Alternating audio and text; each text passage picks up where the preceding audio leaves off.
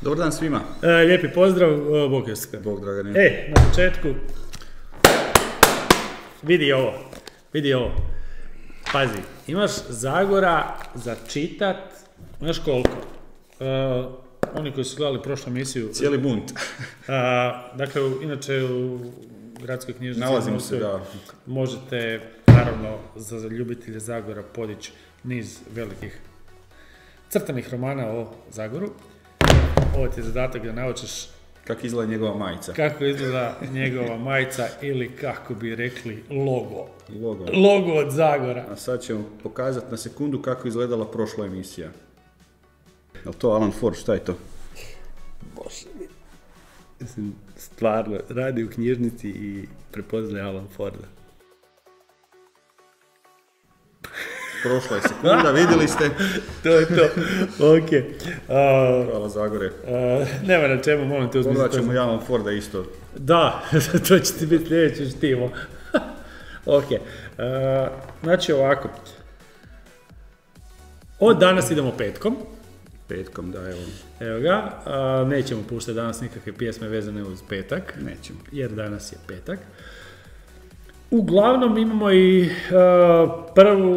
prvi odgovor, odnosno pitanje je bilo kako bi glasio zadatak, odnosno rješenje.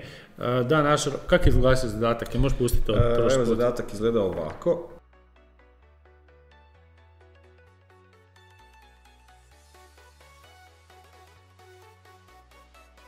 I sad ste ga vidjeli.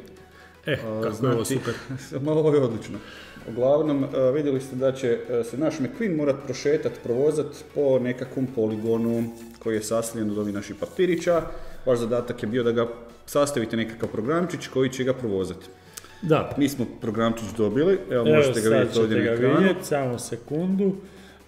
Vidjet ćete ga na ovom ekranu za 3, 2, 1. Uskoro.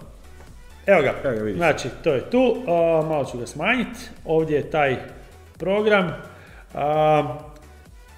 napravit ćemo testiranje programa i vidjeti je li program u redu.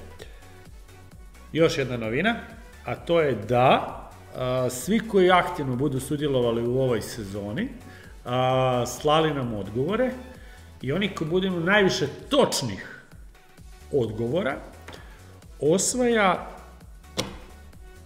upravo ovog tu McQueena. Baš ovog, s ovim baterijama. Baš ovog. Neću ni druge baterije staviti. Tako je, zadnja epizoda ove sezone.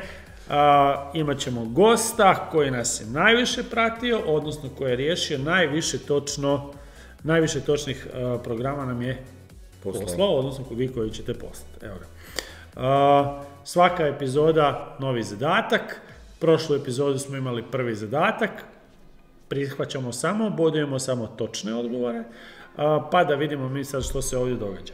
Znači, tu smo dobili nekakav program koji ćemo, znači sezona 2, epizoda 2, prenijeli smo ga na naše računalo, sezona 2, epizoda 2, pošalji na Microbit. Šalji se. On se tu sad šalje.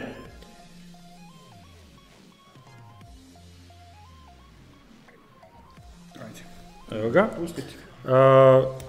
Prebacimo. Možda nismo dobro poslali, ali sad ćemo vidjeti. To je to. To je to. To je to. Ajmo još jedan put probati. Just Joj, krivi sam poslao. Moja greška. Sezona 2, epizoda 3. Vidiš. Kaže, pošalji na Microbit. Moja greška, ja se ispričavam. Ovo je baš napeto. Možda je stvari program dobar, sam ja krivo program. Morat ćemo naći neku dramatičnu glazbu kad se prebacuje na Microbit. Naš, sa zoomiranjem. Može. Da budemo dramatični. Može. Ajde idemo sad. Dobro, drži. Bog. Da. Otišao nam je... Program. Otišao nam je lijevo, a trebao je ići desno. A zašto? Zašto? Zašto? Idi naprijed, zaustavi lijevi motor. Aha. Dakle, zašto? Idi naprijed i nakon 2 sekunde zaustavi lijevi motor i lijevi motor idi naprijed brzinom 0. Znači radi samo desni motor. 600 milisekundi i onda se on tamo okrenuo. Znači vrijeme je trebalo malo iskorigirati. Nakon toga je zaustavio motore i oba dva motora su krenula naprijed 4 sekunde. Znači taj dio mi trebamo. Evo sad ćemo mi, u stvari ovaj program će nama i poslužiti kao dobra priprema za naš današnji zadatak. Prvo što ćemo napraviti, doradit ćemo ovaj program, popraviti ga da on nama dođe ovdje. Znači, naprijed treba ići puno manje od 2 sekunde, stavit ćemo 1 sekundu. Nakon toga stavit ćemo da nam oba dva motora stanu i to ćemo staviti da nam stoje jako malo, pola sekunde čisto da vidimo da su nam se kolica zaustavila. Znači 500 milisekundi. Sad, treba raditi lijevi motor, ali ne brzinom 0, nego brzinom 255. Kad radi lijevi motor, tada se kolica skreću u desno. Koliko? 600, ajde tu ćemo smanjiti odmah na 500 milisekundi. Znači za 500 milisekundi će raditi samo lijevi motor, što nam je otprilike bi trebalo biti okret od za pravi kut. Hoće stići, hoće. Hoće. Sad, nakon toga ide stop i opet ćemo staviti pauzu čisto da vidimo da on stoji pola sekunde. Znači, duplicate. Znači, pola sekunde stoje. I onda ide naprijed. 255, brzinom 255. Tu se nalazi. 1, 2, stavit ćemo 3 sekunde umjesto 4. I nakon toga oba motora moraju stati. Znači sad se on tu već nalazi. Mogu ja ovaj mikrofon malo pomaknuti. Evo ja ću ga tu malo pomaknuti. Slabo ćeš se čuti, a ti uglavnom pričaš, pa evo stavit ćemo ga bliže tebi. Hvala. Onda znači, on bi se sad tu trebao nalaziti. Zaustavimo ga. Opet ćemo stalno ćemo staviti pauzu da vidimo da on stoji pola sekunde.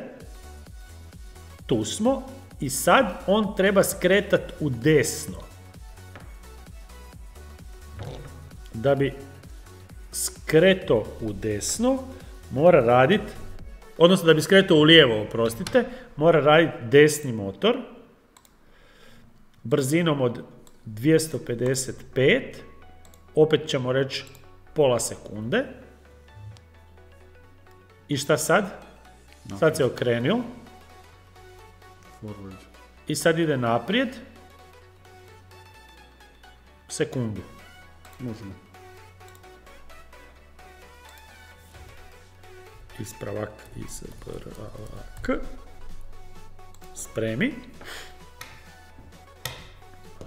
Spremi. Prikaži u mapi. Pošalji na Bluetooth. Sad je ova dramatična glazba. Dramatična glazba, da. Izumiranje na statusnu traku. U indijskim serijama, znaš. Dobro. Ok, ovo smo napravili. Izvoli. Moment of truth.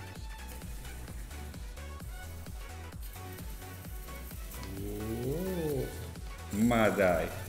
Skoro. Ali to je to. A znaš zašto je ovdje izletio? Odnosno izletio. Bilo bi dobro da kad se on okreće pola sekunde, da prvo stane Gledaj ovo sad, ako mu tu stavim da nakon pola sekunde stane i stoji pola sekunde, a onda ide naprijed, možda bi to moglo biti malo bolje. Problem kod izrade programa gdje robot nema nikakvu povratnu informaciju, ovisi o više elemenata, o koliko je baterija istrošena ili nešto i on ovo sve radi na pamet. Kao da vi sad sebi stavite povez na oči i da vam neko govori okrenite se za 90 stupnjeva, idite 3 sekunde. Svaki put ćete ići drugačije jer imate svaki put nešto utječe na to da se baš ne okrenete točno 90 ili vam je korak duži ili kraći. Dobro, ispravak 2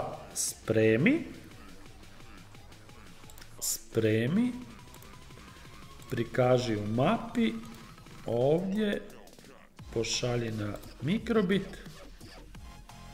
šalje se, zoomira se,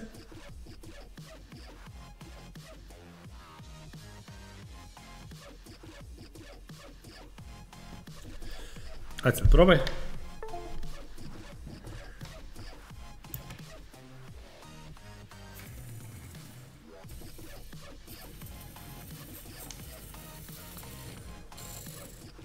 Da, evo, puno bolje on napravi kada se zaustavi. Evo ga, to bi bilo točno rješenje onog našeg prošlog zadatka, a danas ovaj zadatak u stvari nadovezujemo, odnosno nadograđujemo. Ovo ćemo zatvoriti. McQueen, osim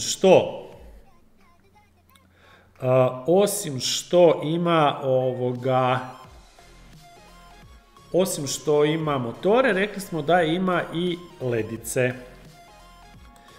I to ovako. Znači,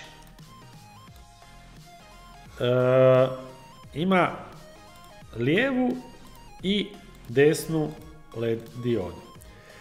U ovom dijelu zadatka gdje on nama skreće, ovdje left, ja ću staviti da je upaljena desna dioda. Nakon što je skrenuo, McQueen,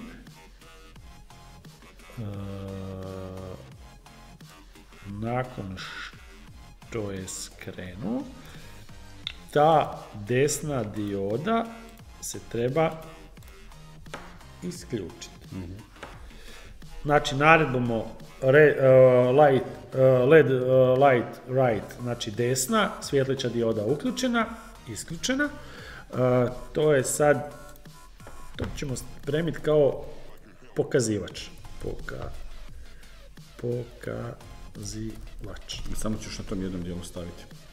Da, zasad ću staviti samo na ovom jednom dijelu da vidimo što se u stvari događa. Spremi. Prikaži u mapi. Ovdje. Pošalji. Na mikrobit. Opet vrlo brzo se prebacuje na mikrobit. Da, baš zanimljivo. Meni je ovo baš super, ja volim kad gleda ovo zeleno, vidiš. Teče. Kaže sad da je gotovo, ajde sad probaj. Skoro. Dobro, vodite računa kako tu stavljamo. Da.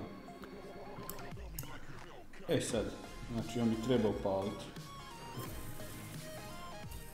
Je. Pali. I sad tu ide dalje. Ugasio je. Da, ugasio je. Ok. Znači, danas smo naučili kako upaliti svjetleću diodu na našem mikrobitu, odnosno na našim robotskim kolicima, ja ne znam, McQueenu. Zadatak za vas za sljedeći 7 dana. Znači, ovdje vidjeli ste kako smo uključili desnu diodu kad je skreto desno. Za vas zadatak je sljedeći, da kad kolica idu ravno, moraju svjetliti oba dvije diode. Kad skreće desno, svijetli desna dioda. A kad skreće lijevo, svijetli samo lijeva dioda. Dragane, Molim? jel smijem se ja isto javiti da riješim zadatak pa da možda osvojim taj McQueen? Evo, znaš da sam ja razmišljao o tome da se ja javim, jer ipak mi je on drag, pa volio bi ja isto pobijediti. Eto, draga djecu, dobili ste konkurenciju. Zezamo se, nećemo se mi prijaviti. A možda ću ja biti neki rodan koji će se javiti. Da, gledaj. Da. Moramo gledati Da. Ako se neka ptica javi, znamo ko je. Ptica, znači. Rodan. Ja ću biti neki pas, avlijaner. Može. Uglavnom, da, eto, hvala što ste bili danas s nama. Nešto ste novo naučili, znači riješili smo zadatak od prošli put. Danas smo pali diode. Nadogradili smo ga. Vi riješite zadatak za sljedeći put i možda uđete u konkurenciju za osvajanje tog McQueena. A daj mi reci šta je sa robotičarima u knjižnici? Pa mi smo krenuli live. Znači, naše radionice su krenule već punom parom. Četvrtkom se navečer srećemo tako između 17 i 18 sati, ovisi kako kad. Čekaj, znači oni koji žele mogu doći četvrtak navečer tu i ove zadatke vježbati? Evo, zadnji put smo ovaj zadatak vježbali, da. Sam neko se odlučio poslati, neko nije. Ok, ništa, do tad budite nam vedri, veseli. Može, eto i pametni. Uvijek se sjetite da možete kod nas posuditi ove mikrobite, raditi. I romane naučiti ko je Zagor, ko je Alan Ford. Da, i to. I ostale romane. Ekipa, pozdrav. Pozdrav, bok. Bok.